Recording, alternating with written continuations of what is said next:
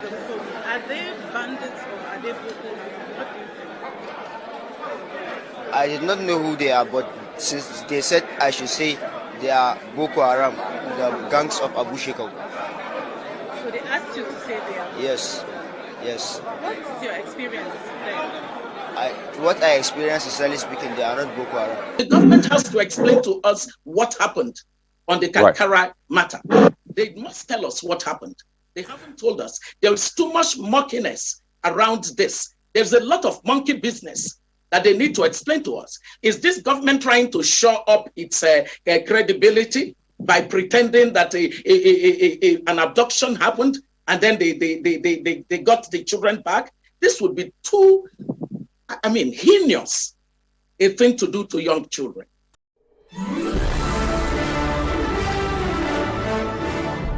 Your wonderful people, viewers and subscribers all over the world. The movie Kankara Boys Abduction by Boko Haram is now completed. But I'm here, as usual, to expose every attempt and conspiracy to lure Nigerians into believing the stage-managed kidnap was real. First, I will allow you to take a quick look at the narrative of the script as presented by Channels Television. President Muhammadu Buhari meets the rescued Kankara boys at the Katsina government house after the initial clamor for the president to have visited the school in the aftermath of the abduction.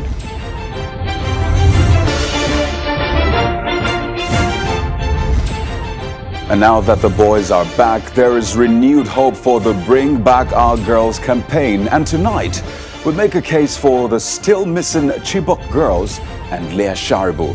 What are their chances?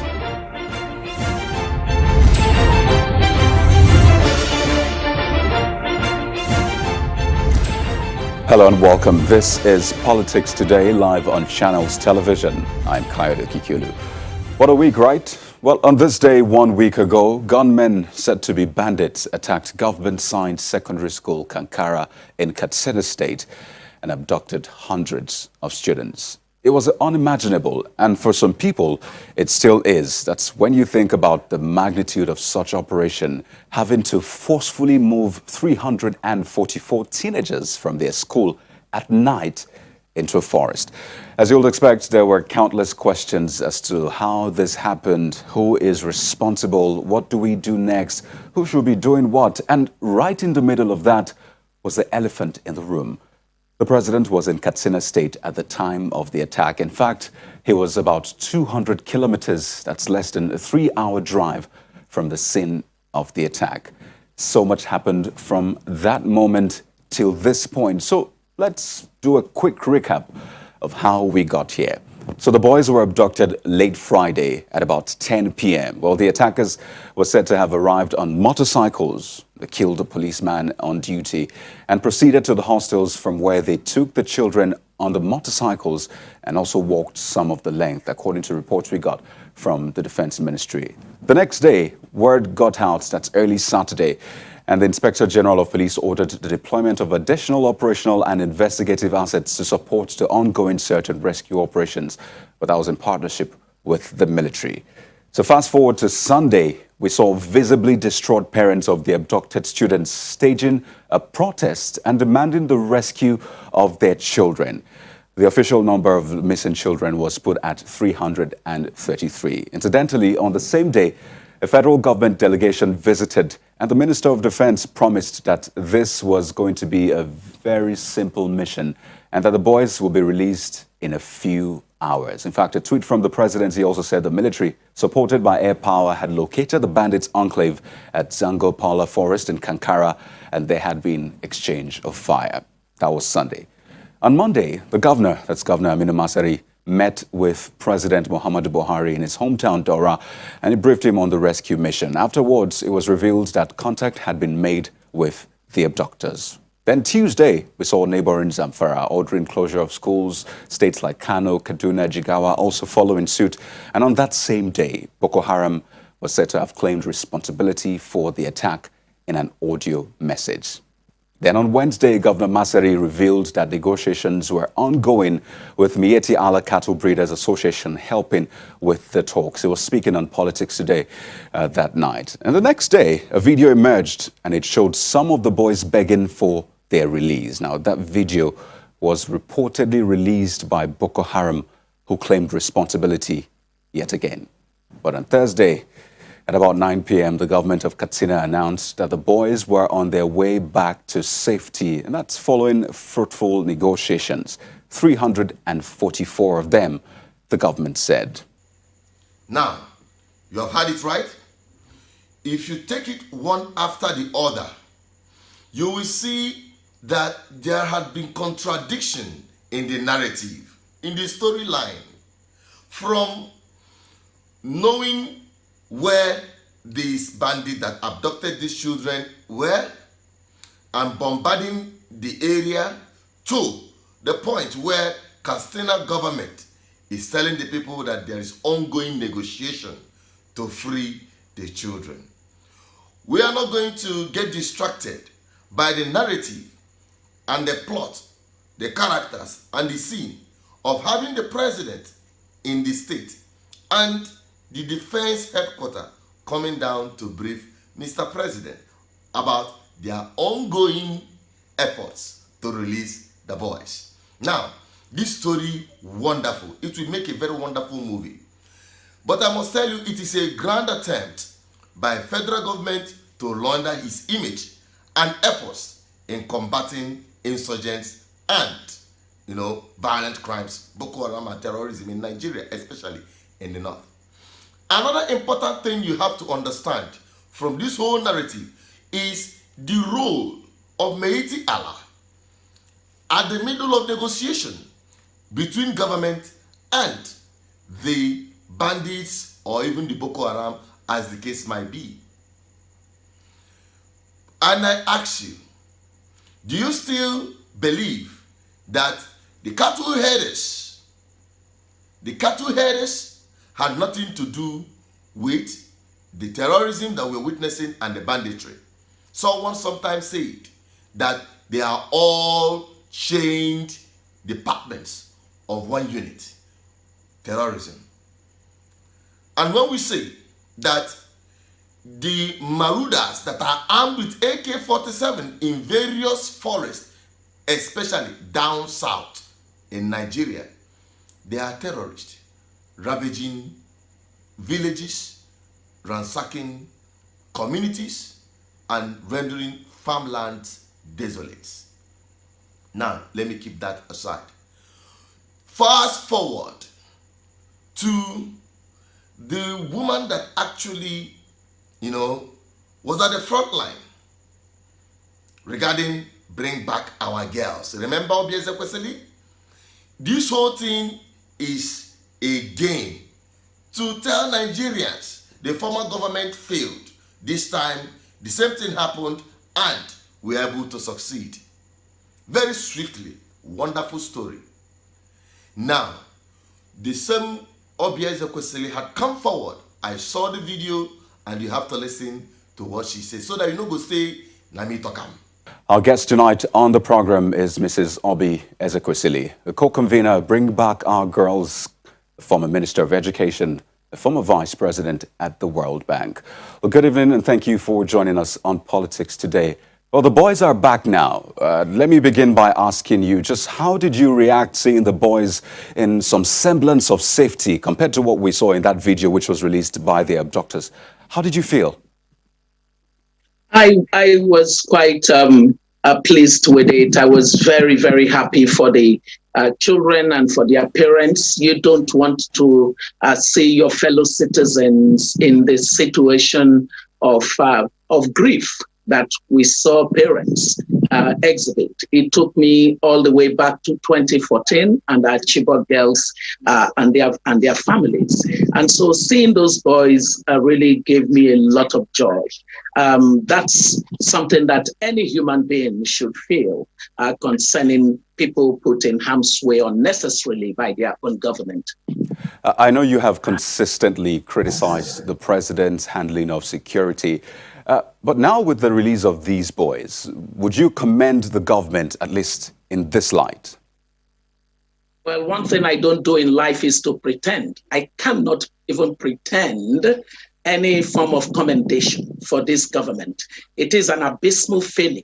How can such number of children be left in an insecurity-prone state in this country without any form of signaling that could show that that massive thing was going to happen to them? How was it that governmental systems did not even alert anyone that children had been carted off from their school at that level? We asked the same questions when Chibok girls were taken.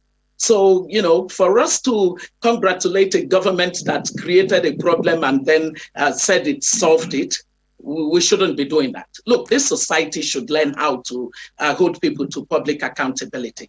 The president should be disgusted with what happened, not commending himself. What's the clapping for? What is it for? Those children were put in harm's way, and now you say you've rescued them? Oh, maybe the president sent the young men on an excursion to terrorists, and now he probably has a lifeline to terrorists so they can release children at will to him. He needs to tell us exactly what happened with the Kankara case. There is a problem here. This country should not be taken for a ride by President Buhari and his government. This is very unbecoming. And the whole world is laughing at us. They think that we're jokers. Did you see, many countries didn't even bother to show that anything had happened in our country because they felt like, who are these people? What are they doing to themselves? So let nobody ask anybody to clap. The only thing we should do is thank God for those children and their parents. They shouldn't, do this to little children. They shouldn't. Now, just to get clarity on a comment you made earlier, when you said that this problem was created by the government, this government, in what context were you speaking? Look, Katsina State is a state where we know that a lot of criminality and terrorist actions have been going on. How can you have, they said that there is a military outpost some 60 kilometers away from that school. How can this kind of a thing happen to those children in a state that's vulnerable to terrorist incursion? And there is nothing. Those kids were just there on their own, lying down there waiting to be carried. And how do you carry them? And for the length of time that you supposedly said they were taken, and nothing happened until you now reported they were taken. And by the way, remember that the same presidency said to us, oh no, only 10 children are missing. What are we supposed to believe? There's something wrong. Something is really wrong. And if people don't want to say it, oh, trust me, I will say it. Because it really has never mattered to me who is in office. The issue of governance is important. And we must be, totally clear in our minds that when it is not being done well, our voices must speak up. What is wrong with us as citizens? Why do we find comfort in pretending that a lie is true and that truth is lie? I'm not going to be part of it. I'm sorry. Well, the government has to explain to us what happened on the Kankara matter. They must tell us what happened. They haven't told us. There is too much murkiness around this. There's a lot of monkey business that they need to explain to us. Is this government trying to shore up its credibility by pretending that an abduction happened and then they got the children back? This would be too, heinous a thing to do to young children. You had it. You had it from her. She said it all. And it is not far from the truth. When this little boy blew the lead, because God will always find a way to punish evildoers and to expose them. This is what the boy got to say, which we've already heard. Are they bandits or are they Boko? What do you think? I did not know who they are, but since they said I should say they are Boko Haram, the gangs of Abu Shekau. So they asked you to say they are. Yes. Yes. What is your experience there? What I experienced, sincerely speaking, they are not Boko Haram. Now, my people, just 3 days ago, the president met with these boys at Kankara Government House. He spoke to them in Hausa language. That is the only thing I applaud about it. Speaking in your own native language. Wonderful. But these boys that you are speaking to in Hausa language understands English. That boy that spoke was speaking a very, Queen's English. Let me put it that way. That is to tell you that there is more to this than we have seen. But the summary of it and the bottom line of it is that some people somewhere are making effort to launder the image of the federal government. The presidency is making efforts to tell Nigerians and to showcase Nigerians that the president of Nigeria is on top of the game. But let us not make assumption. There is strong suspicion that the president is completely mentally incapacitated to handle the Nigerian situation as we speak. I said suspected. Ku yara kun yi sa'a. Ina fata a wannan makaranta da kuke zababbiya ce ta ilimin kimiyya. Ku mai da hankali, shine zamani, ba wanda ya karanta tarihi ba ko turanci. A waɗanda suka yi kimiyya su ne za su fi samun aiki a nan gaba. Ina fata wannan abin da ya same ku yi ƙoƙari ku manta da shi, ku duƙufa a kan neman ilimi. Daga gida nake yanzu. Ni mutanen Filato, wato mun ci muna wasa da su mu Fulani. Good. So, that is it for now. You have heard it. I don't want this video to be too long, although I can't promise that this is not going to be too long, as we are responsible to ensure that you get the information raw, undiluted, and uncensored. You can't get it anywhere. That is why you have to stick to BVI Channel 1, where we see it, we say it. We are here to bring you raw truth, undiluted analysis of what is happening in Nigeria. I leave you with the rest. Tell us from the comment section what's your opinion. Share this video if you like it. Then follow us on all our social media platforms, on Facebook, Instagram, and Twitter, and as well here on YouTube. Subscribe. Click on the subscription button and on the bell for notification. You can download our app from Google Play, and you have every information at the tips of your finger. Then for undiluted news updates, visit our website, BVIChannel1.com. I still remain Asuchino Peters, the voice of the people, the voice of God, and the voice of our ancestors. Stay safe.